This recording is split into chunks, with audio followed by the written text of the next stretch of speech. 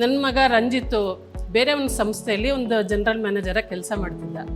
So ಅವನು ದಿನ ಊಟ ತೊಗೊಂಡು ಹೋಗುವಾಗ ಇನ್ನೂ ಸ್ವಲ್ಪ ಜಾಸ್ತಿ ತೊಗೊಂಡು ಹೋಗೋನು. ಏನು ಒಂದು ಬಿಸಿಬೇಳೆಬಾತು, ಒಂದು ಮೊಸರನ್ನ ಅಥವಾ ಪುಳಿಯೋಗರೆ ಏನೋ ಒಂದು ತೊಗೊಂಡಾಗ ಅವನು ಫ್ರೆಂಡ್ಸ್ ಎಲ್ಲರೂ ತುಂಬ ಚೆನ್ನಾಗಿದೆ, ಇದು ತುಂಬ ಟೇಸ್ಟಿಯಾಗಿದೆ ಪೌಡ್ರು, ಹೇಗೆ ಮಾಡ್ತಾರೆ ಏನು ಅಂತ ತುಂಬ ಆಸಕ್ತಿಯಿಂದ ಕೇಳ್ತಾಯಿದ್ರು.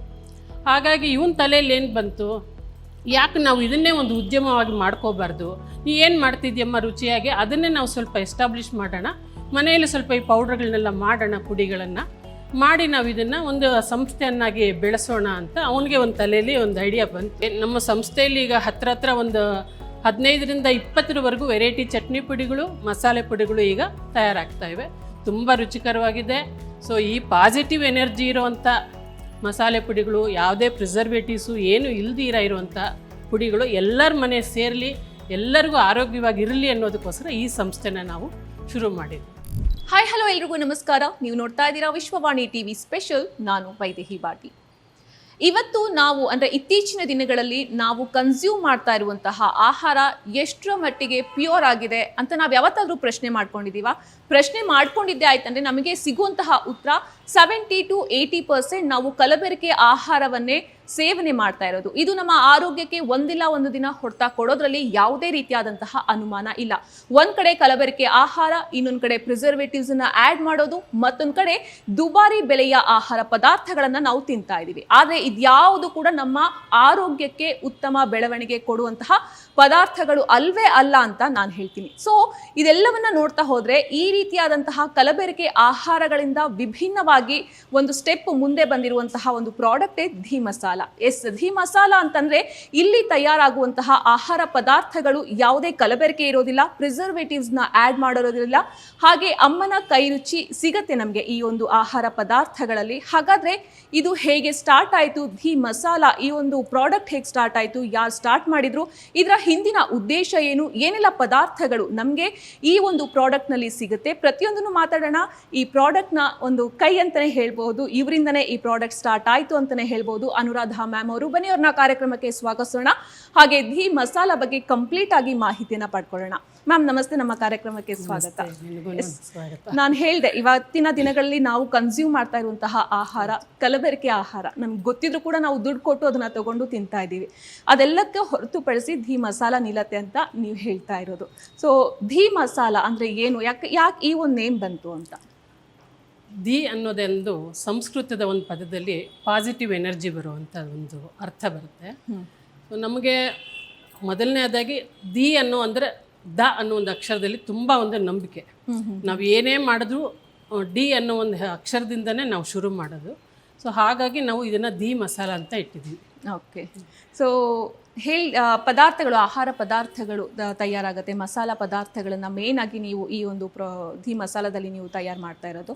ಸೊ ಏನೇನೆಲ್ಲ ಪದಾರ್ಥಗಳು ರೆಡಿ ಆಗ್ತಾ ಇದೆ ಇಲ್ಲಿ, ಏನೇನು ಜನಗಳಿಗೆ ಸಿಗ್ತಾ ಇದೆ, ಯಾವ ರೀತಿಯಾದಂತಹ ಪದಾರ್ಥಗಳನ್ನು ಕೊಂಡ್ಕೊಳ್ಬಹುದು ಈ ಒಂದು ಪ್ರಾಡಕ್ಟಲ್ಲಿ? ಮೊದಲನೇದಾಗಿ ಧೀ ಮಸಾಲ ಅನ್ನೋದರಲ್ಲಿ ಎಲ್ಲ ರೀತಿಯ ಸಾಂಬಾರು ಪದಾರ್ಥಗಳು, ಚಟ್ನಿ ಪುಡಿಗಳು ಎಲ್ಲವೂ ಸಿಗುತ್ತೆ. ಅದು ಒಂದೊಂದಾಗಿ ನಿಮ್ಗೆ ಹೇಳ್ತೀನಿ ಏನು ಅಂತ ಹೇಳಿ. ಮೊದಲನೇದಾಗಿ ಇದನ್ನು ಪ್ರಾರಂಭ ಮಾಡೋದಕ್ಕೆ ಏನಪ್ಪ ಉದ್ದೇಶ ಅಂದರೆ, ನಾವು ನಮ್ಮ ತಾಯಿಯಿಂದ ಕಲ್ತಿರೋವಂಥ ಒಂದು ಅಡುಗೆ ಪದಾರ್ಥಗಳಿದು. ಆಗಿನ ಕಾಲದಲ್ಲಿ ನಮ್ಮ ತಾಯಿಯವರು ಹೇಗೆ ಅಂದರೆ ಸೌದೆ ಒಲೆ, ಈಗಿನ ನನಗೆ ಸ್ಟೌವು ಗ್ಯಾಸು ಇದೆಲ್ಲ ಏನಿಲ್ಲ. ಸೌದೆ ಒಲೆಯಲ್ಲಿ ಎಲ್ಲ ಪದಾರ್ಥಗಳನ್ನ ಹುರಿದು ಒರಳು ಕಲ್ಲಲ್ಲಿ ಕುಟ್ಟಿ ಅದನ್ನು ಪುಡಿ ಮಾಡಿ ತುಂಬ ರುಚಿಯಾಗಿರೋವಂಥ ಪುಡಿಗಳನ್ನು ಮಾಡ್ತಾಯಿದ್ರು. ಸೊ ಹಾಗಾಗಿ ಅದೇ ನಮಗೂ ಬಂದಿದೆ, ಆದರೆ ಒರಳಿಲ್ಲ, ಸೌದೆ ಒಲೆ ಇಲ್ಲ. ಸೊ ಈಗ ನಾವು ಗ್ಯಾಸ್ ಸ್ಟೌವಲ್ಲೇ ಅದನ್ನು ಹುರಿತೀವಿ. ಆದರೆ ನಾನು ಮಿಷಿನ್ಗೆ ಕೊಡಲ್ಲ, ಮಿಲ್ ಅಂತಾರಲ್ಲ ಅದಕ್ಕೆ ಕೊಡಲ್ಲ, ಮಿಕ್ಸಿಯಲ್ಲಿ ಮಾಡ್ತಾ ಇದ್ದೆ. ಮಿಕ್ಸಿಯಲ್ಲಿ, ಓಕೆ. ಹಾಂ, ಮಿಲ್ಗೆ ಕೊಟ್ಟ ಏನಾಗುತ್ತೆ, ಅದು ಸ್ವಲ್ಪ ಬಿಸಿಯಾಗಿ ಅದು ಅದರದ್ದು ಒರಿಜಿನಲ್ಲು ಇದು ಹೋಗ್ಬಿಡುತ್ತೆ, ಫ್ಲೇವರ್ ಅಂದ್ಬಿಟ್ಟು ಮಿಕ್ಸಿಯಲ್ಲಿ ಸ್ವಲ್ಪ ಸ್ವಲ್ಪ ತಣ್ಣಗೆ ಮಾಡ್ಕೊಂಡು ಮಾಡ್ತಾಯಿದ್ದೆ. ಸೊ ಅದು ಹಳೆಯ ರುಚಿನ ಹಾಗೆ ಸ್ವಲ್ಪ ಕಂಟಿನ್ಯೂ ಆಗ್ತಾಯಿತ್ತು. ಹೀಗಾಗಿ ಮನೆಯಲ್ಲಿ ಎಲ್ಲ ರೀತಿಯ ಅಡುಗೆಗಳು ಚೆನ್ನಾಗಿ ಆಗೋದ್ರಿಂದ ನನ್ನ ಮಗ ರಂಜಿತ್ತು ಬೇರೆ ಒಂದು ಸಂಸ್ಥೆಯಲ್ಲಿ ಒಂದು ಜನರಲ್ ಮ್ಯಾನೇಜರಾಗಿ ಕೆಲಸ ಮಾಡ್ತಿದ್ದ. ಸೊ ಅವನು ದಿನ ಊಟ ತೊಗೊಂಡು ಹೋಗುವಾಗ ಇನ್ನೂ ಸ್ವಲ್ಪ ಜಾಸ್ತಿ ತೊಗೊಂಡು ಹೋಗೋನು. ಏನೋ ಒಂದು ಬಿಸಿಬೇಳೆಬಾತು, ಒಂದು ಮೊಸರನ್ನ ಅಥವಾ ಪುಳಿಯೋಗರೆ ಏನೋ ಒಂದು ತೊಗೊಂಡಾಗ ಅವನು ಫ್ರೆಂಡ್ಸ್ ಎಲ್ಲರೂ ತುಂಬ ಚೆನ್ನಾಗಿದೆ, ಇದು ತುಂಬ ಟೇಸ್ಟಿಯಾಗಿದೆ ಪೌಡ್ರು, ಹೇಗೆ ಮಾಡ್ತಾರೆ ಏನು ಅಂತ ತುಂಬ ಆಸಕ್ತಿಯಿಂದ ಕೇಳ್ತಾಯಿದ್ರು. ಹಾಗಾಗಿ ಇವನ ತಲೆಯಲ್ಲಿ ಏನು ಬಂತು, ಯಾಕೆ ನಾವು ಇದನ್ನೇ ಒಂದು ಉದ್ಯಮವಾಗಿ ಮಾಡ್ಕೋಬಾರ್ದು, ನೀ ಏನು ಮಾಡ್ತಿದ್ಯಮ್ಮ ರುಚಿಯಾಗಿ ಅದನ್ನೇ ನಾವು ಸ್ವಲ್ಪ ಎಸ್ಟಾಬ್ಲಿಷ್ ಮಾಡೋಣ, ಮನೆಯಲ್ಲಿ ಸ್ವಲ್ಪ ಈ ಪೌಡ್ರ್ಗಳನ್ನೆಲ್ಲ ಮಾಡೋಣ, ಪುಡಿಗಳನ್ನು ಮಾಡಿ ನಾವು ಇದನ್ನು ಒಂದು ಸಂಸ್ಥೆಯನ್ನಾಗಿ ಬೆಳೆಸೋಣ ಅಂತ ಅವನಿಗೆ ಒಂದು ತಲೆಯಲ್ಲಿ ಒಂದು ಐಡಿಯಾ ಬಂತು. ಆಯ್ತಪ್ಪ ಮಾಡೋಣ ಅಂತ ಮನೆಯಲ್ಲೇ ನಾವು ಸ್ವಲ್ಪ ಸ್ವಲ್ಪ ಅಂದರೆ 1 kg 2 kg ಆ ಥರ ಆಗೋ ಥರ ಮಾಡ್ಕೊಳ್ತಾ ಬರ್ತಾಯಿದ್ವಿ. ದಿನ ಕಳೆದಂಗೆ ಇದ್ರದ್ದೊಂದು ನಮಗೆ ರಿಕ್ವೈರ್ಮೆಂಟ್ ಜಾಸ್ತಿ ಅನ್ನಿಸ್ತು. ಎಲ್ಲರೂ ಇದನ್ನು ಇಷ್ಟಪಡೋಕ್ಕೆ ಶುರು ಮಾಡಿದ್ರು. ಇದನ್ನು 1 kg ತೊಗೊಳ್ಳೋರು 2 kg ಈ ಥರ ಆಫರ್ ಜಾಸ್ತಿ ಬರ್ತಾ ಇರೋದ್ರಿಂದ ಇದನ್ನು ನಾವು ಇನ್ನೂ ಸ್ವಲ್ಪ ಯಾಕೆ ದೊಡ್ಡದಾಗಿ ಇದನ್ನು ಇದು ಮಾಡಬಾರ್ದು ಅಂತೇಳಿ ಇವನು ಸುಮಾರು ಕಡೆ ಮಿಷಿನರಿಗಳನ್ನೆಲ್ಲ ಹುಡುಕ್ದ. ಯಾವ ಥರ ಮಿಷಿನ್ ಅಂದರೆ, ಈಗ ನಾವು ಸಾಮಾನ್ಯವಾಗಿ ಮಿಲ್ಲಲ್ಲಿ ಒಂದು ಮಸಾಲೆ ಪೌಡ್ರ್ ಹಾಕ್ಸಿದ್ರೆ ತಕ್ಷಣ ಅದು ಬಿಸಿ ಬಿಸಿಯಾಗಿ ಬರುತ್ತೆ.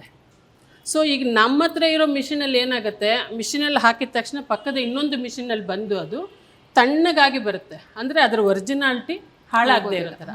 ಆ ಥರ ಎಲ್ಲ ಮಿಷಿನರಿನ ಇವನು ಸ್ವಲ್ಪ ಗ್ಯಾದರ್ ಮಾಡಿ ಎಲ್ಲ ತೊಗೊಂಡು ಈ ಒಂದು ಅವನು ಸಂಸ್ಥೆನ ಮಾಡೋಣ ಅಂತ ಶುರು ಮಾಡ್ದ. ಸೊ ಹಾಗಾಗಿ ಅಲ್ಲಿಂದ ಇದು ಹುಟ್ಕೊಂಡು ಬಂತು. ಈಗ ಇದು 3 ವರ್ಷಕ್ಕೆ ಕಾಲಿಟ್ಟಿದೆ, ಸಮೃದ್ಧಿಯಾಗಿ ನಡೀತಾ ಇದೆ. ಇದರಲ್ಲಿ ಏನೇನು ಸಿಗುತ್ತೆ ಅನ್ನೋದಾದರೆ, ಮೊದಲನೇದಾಗಿ ಸಾಂಬಾರು ಪುಡಿ. ನಾವಾಗ ಹುಳಿ ಪುಡಿ ಅಂತ ಇದ್ವಿ, ಈಗ ಅದನ್ನು ಸಾಂಬಾರು ಪುಡಿ ಅಂತೀವಿ. ಕರೆಕ್ಟ್. ಆಮೇಲೆ ರಸಂ ಪುಡಿ ಅಂದರೆ ನಾವು ತಿಳಿ ಸಾರು ಪುಡಿ ಅಂತ. ಸೊ ಹಾಗಾಗಿ ರಸಂ ಪುಡಿ, ಸಾಂಬಾರು ಪುಡಿ, ಬಿಸಿ ಬೇಳೆಭಾತ್ ಪುಡಿ, ವಾಂಗಿಭಾತು, ಆಮೇಲೆ ಪುಳಿಯೋಗರೆ ಪುಡಿ, ಈ ಥರ ಎಲ್ಲ ಪುಡಿಗಳು ಇದಕ್ಕೆ ಮಸಾಲೆ ಪುಡಿಗಳು. ಮತ್ತು ಚಟ್ನಿ ಪುಡಿ, ಶೇಂಗಾ ಚಟ್ನಿ ಪುಡಿ, ಕರಿಬೇವಿನ ಚಟ್ನಿ ಪುಡಿ, ಉದ್ದಿನ ಬೇಳೆದೇ ಸಪ್ರೇಟಾಗಿ, ಉದ್ದಿನ ಬೇಳೆ ಕಡಲೆಬೇಳೆ 2 ಸೇರಿ ಒಂದು ಥರ, ಆಮೇಲೆ ಈ ಮೊರಿಂಗ ನುಗ್ಗೆ ಸೊಪ್ಪಿನ ಚಟ್ನಿ ಪುಡಿ, ಬರೀ ಕೊಬ್ಬರಿಯಲ್ಲಿ ಒಂಥರ ಚಟ್ನಿ ಪುಡಿ. ಹೀಗೆ ನಾನಾ ರೀತಿಯಾದ ಚಟ್ನಿ ಪುಡಿಗಳನ್ನ ಒಂದೊಂದಾಗೆ ನಾವು ಇಂಟ್ರೊಡ್ಯೂಸ್ ಮಾಡ್ತಾ ಹೋದ್ವಿ. ಹೀಗಾಗಿ ನಮ್ಮ ಸಂಸ್ಥೆಯಲ್ಲಿ ಈಗ ಹತ್ರ ಒಂದು 15ರಿಂದ 20ರವರೆಗೂ ವೆರೈಟಿ ಚಟ್ನಿ ಪುಡಿಗಳು, ಮಸಾಲೆ ಪುಡಿಗಳು ಈಗ ತಯಾರಾಗ್ತಾ ಇವೆ. ತುಂಬ ರುಚಿಕರವಾಗಿದೆ. ಸೊ ಈ ಪಾಸಿಟಿವ್ ಎನರ್ಜಿ ಇರೋವಂಥ ಮಸಾಲೆ ಪುಡಿಗಳು, ಯಾವುದೇ ಪ್ರಿಸರ್ವೇಟಿವ್ಸು ಏನು ಇಲ್ದಿರ ಇರುವಂಥ ಪುಡಿಗಳು ಎಲ್ಲರ ಮನೆ ಸೇರಲಿ, ಎಲ್ಲರಿಗೂ ಆರೋಗ್ಯವಾಗಿರಲಿ ಅನ್ನೋದಕ್ಕೋಸ್ಕರ ಈ ಸಂಸ್ಥೆನ ನಾವು ಶುರು ಮಾಡಿದ್ವಿ. Okay ma'am. ಸೊ ಜನಗಳಿಗೆ ಆಹಾರ ಪದಾರ್ಥಗಳು ಅಂದರೆ ಮಸಾಲೆ ಪದಾರ್ಥಗಳಂದ್ರೆ ಏನಂದರೆ ದಿನನಿತ್ಯದಲ್ಲಿ ಬಳಕೆ ಮಾಡುವಂತಹ ಒಂದಿಷ್ಟು ಪದಾರ್ಥಗಳಿವು. ತುಂಬ ಬೇರೆ ಬೇರೆ ವೆರೈಟೀಸ್ ಆಫ್ ಮಸಾಲೆ ಪುಡಿ ಅವರು ಈಗಾಗಲೇ ಟ್ರೈ ಮಾಡಿರ್ತಾರೆ, ಬೇರೆ ಬೇರೆ ಕಂಪ್ನಿ ಮಸಾಲೆ ಪುಡಿನೂ ಟ್ರೈ ಮಾಡಿರ್ತಾರೆ. ಸೊ ಧೀ ಮಸಾಲ ಎನ್ನುವಂತಹ ಈ ಒಂದು ಸಂಸ್ಥೆಯಿಂದ ಬಂದಿರುವಂತಹ ಮಸಾಲೆ ಪುಡಿಗಳನ್ನು ಟೇಸ್ಟ್ ಮಾಡಿದಂತಹ ಜನರು ಏನು ಹೇಳ್ತಾರೆ ಇದ್ರ ಬಗ್ಗೆ ಅಂತ? ಇದ್ರ ಬಗ್ಗೆ ತುಂಬಾ ಆಸಕ್ತಿಯಿಂದರೆ.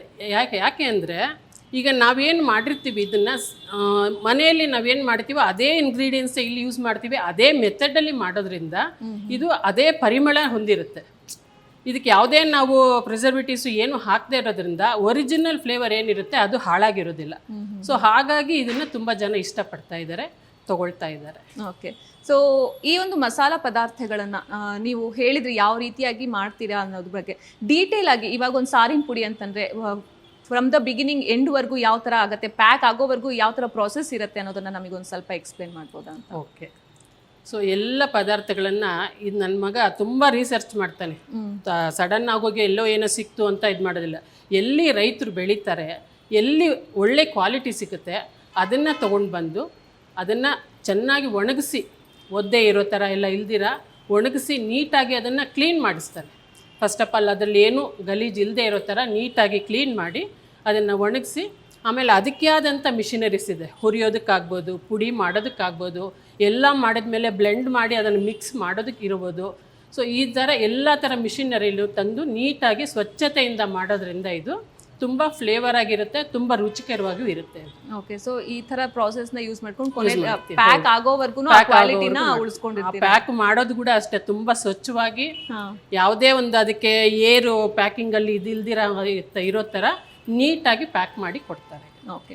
ಸೊ ಜನಗಳಿಗೆ ಒಂದು ಕಡೆ ಅಂದರೆ ಕ್ವಾಲಿಟಿ ಇಂಪಾರ್ಟೆಂಟ್ ಆಗುತ್ತೆ, ಇನ್ನೊಂದು ಕಡೆ ರೇಟ್ ಕೂಡ ನೋಡ್ತಾರೆ. ಈ ಕಡೆ ಕ್ವಾಲಿಟಿನೂ ಬೇಕು ಅಂತಾರೆ, ರೇಟ್ ಕೂಡ ಕೈಗೆಟ್ಕೋ ದರದಲ್ಲಿ ಬೇಕು ಅಂತ ಹೇಳ್ತಾರೆ. ಆದರೆ ಇವೆರಡೂ ಕೂಡ ಜನಗಳಿಗೆ ಇವತ್ತಿನ ದಿನಗಳಲ್ಲಿ ಸಿಗ್ತಾ ಇಲ್ಲ. ಬಟ್ ದಿ ಮಸಾಲದವರು ಅದನ್ನ ಕೊಡ್ತಾ ಇದ್ದೀವಿ ಅಂತ ಹೇಳ್ತಾ ಇದ್ದೀರಾ. ಈ ಕಡೆ ಕ್ವಾಲಿಟಿ ಫುಡ್ ವಿತ್ ಕೈಗೆಟುಕುವಂತಹ ದರದಲ್ಲಿ ನೀವು ಕೊಡ್ತಾ ಇರೋದು, ಇದ್ರ ಬಗ್ಗೆ ಹೇಳೋದಾದ್ರೆ? ತುಂಬ ರೀಸನಬಲ್ ಆಗಿ ರೇಟ್ ಇಟ್ಟಿರೋದು. ಈಗ ನಿಮಗೆಲ್ಲ ತಿಳಿದಂಗೆ ಎಲ್ಲ ಪದಾರ್ಥಗಳ ಬೆಲೆನೂ ಗಗನಕ್ಕೇರಿದೆ. ಆ ಇರೋದ್ರಲ್ಲಿ ನಾವು ಹೋಲ್ಸೇಲಲ್ಲಿ ತರೋದ್ರಿಂದ ನಮಗೆ ಅದರದ್ದು ಒಂದು ರೇಟ್ ಏನಿದೆ ಅದು ಸ್ವಲ್ಪ ಅಡ್ಜಸ್ಟ್ ಆಗುತ್ತೆ. ಮತ್ತು ನಾವು ಇದರ ಹೆಚ್ಚಿನ ಪ್ರಾಫಿಟ್ ಇಟ್ಕೊಳ್ದಿರ ಜನಕ್ಕೂ ಅನುಕೂಲ ಆಗಬೇಕು, ನಾವು ಅದರಿಂದ 4 ಕಾಸು ಇಟ್ಕೊಳ್ಬೇಕು ಅನ್ನೋ ಒಂದು ರೀತಿಯಲ್ಲಿ ರೀಸನಬಲ್ ಆಗಿ ರೇಟ್ ಇಟ್ಕೊಂಡು ಒಂದು ಒಳ್ಳೆಯ ರೀತಿ ಫುಡ್ನ ಅವ್ರಿಗೆ ಕೊಡಬೇಕು ಅನ್ನೋ ಒಂದು ಉದ್ದೇಶದಿಂದ ಸಪ್ಲೈ ಮಾಡ್ತಾಯಿದ್ವಿ. ಯಾರೂ ಇದುವರೆಗೆ ನಮಗಿದು ರೇಟ್ ಜಾಸ್ತಿ ಅಂತಾಗಲಿ ಕ್ವಾಲಿಟಿ ಇಲ್ಲ ಅಂತಾಗಲಿ ಇಲ್ಲಿವರೆಗೆ ಯಾರೂ ಹೇಳಿಲ್ಲ. ಸೊ ದೇವರ ದಯದಿಂದ ನಡೀತಾ ಇದೆ ಚೆನ್ನಾಗಿ. ಓಕೆ ಮ್ಯಾಮ್, ಸ್ಟಾರ್ಟ್ ಮಾಡ್ತಾರೆ ಒಂದು ಸಂಸ್ಥೆನ ಸ್ಟಾರ್ಟ್ ಮಾಡಿದಾಗ ಪ್ರತಿಯೊಬ್ಬರಿಗೂ ಒಂದು ಚಾಲೆಂಜಸ್ ಅಂತಂದು ಫೇಸ್ ಮಾಡಲೇಬೇಕಾಗತ್ತೆ. ಸೊ ಧೀ ಮಸಾಲ ಸ್ಟಾರ್ಟ್ ಮಾಡಿದಾಗ ಏನೆಲ್ಲ ಚಾಲೆಂಜಸ್ ನೀವು ಫೇಸ್ ಮಾಡಬೇಕಾಯಿತು? ಜನಗಳ ರಿಕ್ವೈರ್ಮೆಂಟು ಜಾಸ್ತಿ ಆಗ್ತಾ ಹೋಗುತ್ತೆ, ಅದನ್ನು ಹೆಂಗೆ ನೀವು ರೀಚ್ ಮಾಡ್ತೀರಾ? ಅದು ಖಂಡಿತ ಇದೆ, ಚಾಲೆಂಜಸ್ ತುಂಬ ಇದೆ. ಯಾಕೆಂದರೆ ಧೀ ಮಸಾಲ ಜೊತೆಗೆ ಸುಮಾರು ಕಂಪನಿಗಳಿದೆ, ಹೆಸರು ಹೇಳೋದು ಬೇಡ, ಸುಮಾರು ಕಂಪನಿಗಳಿದೆ. ಸೊ ಅದನ್ನು ನಾವು ಒಂದು ನೋಡಿಕೊಂಡು ಅದಕ್ಕೂ ಮೀರಿದಂಥ ರುಚಿ ಕೊಟ್ಟರೆ ಅಥವಾ ಅದಕ್ಕೂ ಮೀರಿದಂಥ ಒಂದು ರೇಟ್ ನಾವು ಇದು ಮಾಡಿದ್ರೆ ಮಾತ್ರ ಜನ ನಮ್ಮ ಹತ್ರ ಬರ್ತಾರೆ. ನಮ್ಮದೇ ಆದಂಥ ರೇಟು ಅಥವಾ ನಮ್ಮದೇ ಆದಂಥ ಇದು ಹೇಳೋಕ್ಕಾಗಲ್ಲ. ಇಲ್ಲಿ ಮೇಯ್ನ್ ಉದ್ದೇಶ ಏನಪ್ಪ ಅಂದರೆ ಹೋಮ್ ರೆಮಿಡಿ. ಮನೇಲಿ ಯಾವ ಥರ ನಾವೀಗೊಂದು ಸಾಂಬಾರು ಮಾಡಿಕೊಂಡ್ರೆ ಏನು ಟೇಸ್ಟ್ ಬರುತ್ತೋ ನೀವು ತೊಗೊಂಡೋಗಿ ಮಾಡಿದ್ದು ಅದೇ ಟೇಸ್ಟ್ ಬರಬೇಕು. ಸೊ ಆ ಒಂದು ಇದು ನಿಮ್ಮಲ್ಲಿ ಮನಸ್ಸಿಗೆ ಅನಿಸಿದಾಗ ಮಾತ್ರ ನೀವು ಬರೋಕ್ಕೆ ಸಾಧ್ಯ. ಸೊ ಅದೇ ಒಂದು ನಾವು ಥೀಮನ್ನು ಇಟ್ಕೊಂಡು ಮಾಡ್ತಾ ಇರೋದ್ರಿಂದ ಜನ ಇವತ್ತು ತೊಗೊಂಡವರು ನಾಳೆ ಮತ್ತೆ ಬರೋ ಒಂದು ಅವಕಾಶ ಇದೆ ನಮಗೆ ತುಂಬ. ಸೊ ಹಾಗಾಗಿ ಎಲ್ಲೇ ಒಂದು ಸ್ಟಾಲಲ್ಲಿ ಎಲ್ಲೋ ತೊಗೊಂಡಿರ್ತಾರೆ, ಅವ್ರು ಮತ್ತೆ ಕಾಲ್ ಮಾಡಿ ನಮ್ಗೆ ಇಷ್ಟ ಆಯಿತು ಕೊಡಿ ಇದನ್ನು ಅಂತ. ಈಗ ಅವರು ಒಂದು ಆರ್ಡ್ರ್ ಮಾಡಿದ್ರು ತರಿಸ್ಕೊತಾರೆ, ಆನ್ಲೈನೇ ತರಿಸ್ಕೊತಾರೆ, ಅಥವಾ ನಮ್ಮ ಇದಕ್ಕೆ ಯೂನಿಟ್ಗೆ ಬಂದು ತೊಗೊಂಡು ಹೋಗ್ತಾರೆ, ಅಥವಾ ಅವ್ರು ಆರ್ಡ್ರ್ ಮಾಡಿದರೆ ನಮ್ಮ ಹುಡುಗರು ತೊಗೊಂಡೋಗಿ ಕೊಡ್ತಾರೆ. ಸೊ ಎಲ್ಲ ಫೆಸಿಲಿಟೀಸು ನಾವು ಈಗ ಆಲ್ರೆಡಿ ಮಾಡಿದ್ದೀವಿ. ದೇವ್ರನ್ನ ಚೆನ್ನಾಗಿ ನಡೀತಾ ಇದೆ. ಓಕೆ, ಕೇವಲ ನಾನು ಕೇಳ್ಪಟ್ಟೆ ಆಹಾರ ಪದಾರ್ಥಗಳು ಅಷ್ಟೇ ಅಲ್ಲದೆ ಹೆಲ್ತಿಗೆ ಬೆನಿಫಿಟ್ ಆಗುವಂತಹ ಒಂದಿಷ್ಟು ಐಟಮ್ಗಳು ಕೂಡ, ಪ್ರಾಡಕ್ಟ್ಸ್ಗಳು ಕೂಡ ನಿಮ್ಮ ಸಂಸ್ಥೆಯಲ್ಲಿ ಇದೆ ಅಂತಂದು, ಅದ್ರ ಬಗ್ಗೆ ಹೇಳೋದಾದ್ರೆ? ಅದು ಈಗ ರಾಗಿ ಮಾಲ್ಟ್ ಅಂತ ಮಾಡ್ತಾ ಇದ್ವಿ. ಏನಪ್ಪ ಅಂದರೆ ಈಗ 6 ತಿಂಗಳ ಮಕ್ಕಳಾದ್ಮೇಲೆ ಅವಕ್ಕೆ ಡೈರೆಕ್ಟಾಗಿ ಕೆಲವು ಮಕ್ಕಳು ಅನ್ನ ಅದು ತಗೊಳ್ತಾರೆ, ಕೆಲವು ಮಕ್ಕಳು ತಗೊಳ್ಳಲ್ಲ. ಸೊ ಹಾಗಾಗಿ ಅವಕ್ಕೆ ಸುಲಭವಾಗಿ ಜೀರ್ಣ ಆಗೋ ಥರ ರಾಗಿ ಮಾಲ್ಟು ತಯಾರು ಮಾಡಿದ್ದಾರೆ. ಓಕೆ, ಸಾಮಾನ್ಯಕ್ಕೆ ಇದೆಲ್ಲ ಹಿಂದಿನ ಕಾಲದಲ್ಲಿ ಮಾಡೋರೇನೆ, ಅಜ್ಜಿ ಅವರೆಲ್ಲ ರಾಗಿ ಎಲ್ಲ ತಂದು ಮೊಳಕೆ ಕಟ್ಟಿ ಕಾಳುಗಳೆಲ್ಲ ಹಾಕಿ ಎಲ್ಲ ಮಾಡ್ತಾರೆ. ಸೊ ಅದೇ ರೀತಿ ನಾವು ಸಹ ರಾಗಿ ಎಲ್ಲ ತಂದು ಅದನ್ನು ಸ್ವಚ್ಛವಾಗಿ ತೊಳೆದು ಅದನ್ನು ಮೊಳಕೆ ಕಟ್ಟಿ, ಹಾಗೆ ಅದಕ್ಕೆ ಬೇಕಾಗಿರುವಂಥ ಸಿರಿಧಾನ್ಯಗಳು, ಆಮೇಲೆ ಒಣ ಹಣ್ಣುಗಳು ಅಂದರೆ ದ್ರಾಕ್ಷಿ, ಗೋಡಂಬಿ, ಪಿಸ್ತಾ ಇವೇನಿರುತ್ತಲ್ಲ ಇವೆಲ್ಲವನ್ನು ಹಾಕಿ ಶುದ್ಧವಾಗಿ ಅದನ್ನು ರಾಗಿ ಮಾಲ್ಟ್ ಮಾಡಿ, ಸಕ್ಕರೆ ಅಥವಾ ಏನು ಇಲ್ದಿರ ಮಗುಗೆ ಯಾವುದೇ ರೀತಿ ಜೀರ್ಣಕ್ರಿಯೆಗೆ ತೊಂದರೆ ಆಗದೆ ಇರೋ ಥರ ಸ್ವಲ್ಪ ಜೀರಿಗೆ, ಮೆಣಸು ಎಲ್ಲ ಹಾಕಿ ಶುದ್ಧವಾಗಿ ರಾಗಿ ಮಾಲ್ಟು ತಯಾರು ಮಾಡ್ತಿದ್ವಿ. ಅದ್ರ ಜೊತೆಯಲ್ಲಿ ದೊಡ್ಡವ್ರಿಗೂ ಇದನ್ನು ಹಾಲಿಗೆ ಹಾಕ್ಕೊಂಡು ಕುಡಿಬೋದು. ಏಜ್ ಪರ್ಸನ್ಗೆ ತಿಂಡಿ ತಿನ್ನೋಕ್ಕಾಗಲ್ಲ ಅನ್ನೋರು ಇವರು ಬಿಸಿ ಬಿಸಿಯಾಗಿ ಒಂದು ಲೋಟ ಹಾಲಿಗೆ ಹಾಕ್ಕೊಂಡು ಕುಡಿದ್ರೆ 4-5 ಗಂಟೆ ಅವ್ರಿಗೆ ತಿಂಡಿನೇ ಬೇಡ, ಅಷ್ಟು ಸ್ಟ್ರಾಂಗ್ ಆಗಿ ನಿಂತ್ಕೊಳ್ಳುತ್ತೆ. ಆ ಥರ ಇದೆ. ಮತ್ತು ಇದರಲ್ಲಿ ಸೂಪುಗಳು ಮಾಡ್ತಾ ಇದ್ವಿ, ಅಂದರೆ ನುಗ್ಗೆ ಸೊಪ್ಪಿನ ಸೂಪ್. ಅದು ಎಲ್ಲ ನಮ್ಮ ಮಗ ಇದ್ರ ಬಗ್ಗೆ ಎಲ್ಲ ನಮಗೆ ಡೀಟೇಲಾಗಿ ವಿವರಣೆ ಕೊಡ್ತಾರೆ. ಸೊ ಇಷ್ಟೆಲ್ಲ ವೆರೈಟಿಗಳು ನಮ್ಮಲ್ಲಿ ಸಿಗುತ್ತೆ. Okay ma'am, so business start ಮಾಡ್ತಾ ಇದ್ದಾರೆ ಅಂತಂದರೆ ಫಸ್ಟ್ ಬಿಸ್ನೆಸ್ ಮಾಡೋರಿಗೆ ತಲೆಯಲ್ಲಿ ಬರೋದಂದರೆ ನಾನು ಪ್ರಾಫಿಟ್ ಆಗಬೇಕು, ನನ್ನ ಬಿಸ್ನೆಸ್ ಕೈ ಕೊಡಬಾರ್ದು, ನಾವು ಪ್ರಾಫಿಟಲ್ಲಿ ಹೋಗಬೇಕು ಅಂತಂದು. ಜನಗಳ ಆರೋಗ್ಯ, ನಾವು ಅವ್ರೇನು ಕೊಡ್ತಾರಲ್ಲ ಐಟಮ್ಗಳು, ಪ್ರಾಡಕ್ಟ್ಗಳು, ಅದರ ಒಂದು ಕ್ವಾಲಿಟಿ ಬಗ್ಗೆ ಯೋಚನೆ ಮಾಡೋದಿಲ್ಲ. ಆದರೆ ನೀವು ಏನಕ್ಕೆ ಜನಗಳ ಆರೋಗ್ಯವನ್ನು ತಲೆಯಲ್ಲಿ ಇಟ್ಕೊಂಡು, ಅವ್ರಿಗೆ ಅವರ ಹಿತರಕ್ಷಣೆನ ತಲೆಯಲ್ಲಿ ಇಟ್ಕೊಂಡು ಈ ರೀತಿಯಾದಂತಹ ಒಂದು ಪ್ರಾಡಕ್ಟ್ನ, ಸಂಸ್ಥೆನ ಸ್ಟಾರ್ಟ್ ಮಾಡಿದ್ರಿ ಅಂತ? ಖಂಡಿತಮ್ಮ. ಈಗ ಏನಂದರೆ ನಾವು ಮನೇಲಿ ಅಡುಗೆ ಮಾಡ್ತೀವಿ, ನಾವು ಹೇಗಂದ್ರೆ ಹಾಗೆ ತಿನ್ಬಿಡ್ತೀವ, ನಾವು ಶುದ್ಧವಾಗೇ ಮಾಡ್ಕೊಂಡು ತಿಂತೀವಲ್ಲ.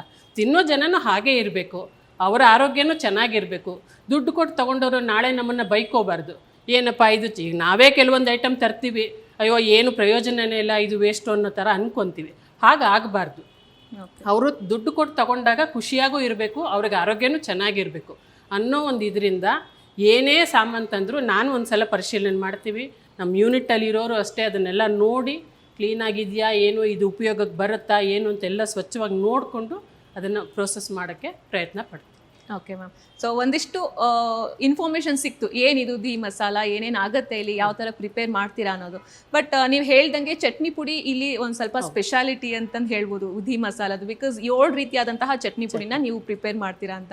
ಸೊ ಇವಾಗ ನಮ್ಮ ಹತ್ರ ಚಟ್ನಿ ಪುಡಿ ಸ್ಟಾಕ್ಸ್ ಕೂಡ ಇದೆ, 7 ರೀತಿಯಾದಂತಹ ಚಟ್ನಿ ಪುಡಿ. ಯಾವ್ಯಾವ ಐಟಮ್ಗೆ ಯಾವ್ಯಾವ ಚಟ್ನಿ ಪುಡಿನ ಬಳಸಬಹುದು ಅಂತಂದು ನಮಗೆ ಆನ್ ಲೈವಲ್ಲಿ ತೋರಿಸ್ಕೊಟ್ಬಿಟ್ರೆ ಸೊ ಜನಗಳಿಗೂ ಕನ್ಫ್ಯೂಷನ್ ಇರೋದಿಲ್ಲ, ಅವ್ರಿಗೊಂದು ಕ್ಲಾರಿಟಿ ಸಿಗುತ್ತೆ ಅಂತ. ಖಂಡಿತ ಮಾಡೋಣ. ಓಕೆ,